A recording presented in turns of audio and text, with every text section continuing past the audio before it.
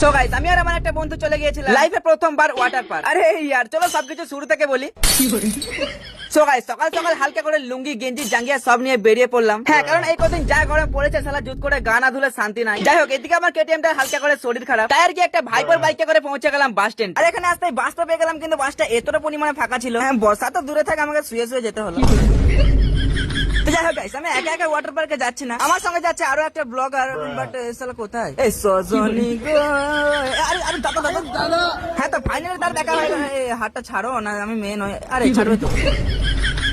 তো যাই হোক, এখন যেটা মেন কথা, আমাদের দুইজনকে হালকা করে বাথরুম মানে খিদে পেয়েছে, তাই একটা 5 স্টার রেস্টুরেন্টে ঢুকে এই খাবারগুলো খেয়ে নিলাম। তারপর আবার একটা ট্রেন ধরে পৌঁছে গেলাম সিটি সেন্টার। কিন্তু ওয়াটার পার্কটা কোথায়? আবে আমরা তো ওয়াটার পার্কের সামনে দাঁড়িয়ে আছি। ও কাকা, আমাদেরকে দুটো বড় বড় টিকিট দিবে তো? গাইস, এরা আমাদেরকে ছোট ছেলে পেয়ে আমাদের কাছ থেকে 1 টাকাও কম করলো না। চলো, এত টিকিটের দাম। আবে এই টাকাতে তো আমার বিয়ে হয়ে যেত।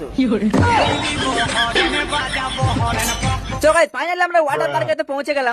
কিন্তু একটা ভিডিওতে সবকিছু দেখানো সম্ভব নয়, তাই বলছি এর পরের পার্টটা যারা যারা দেখতে চাও, ঘর থেকে সবাই 1 বটি করে চাল আর পয়সা নিয়ে আসো।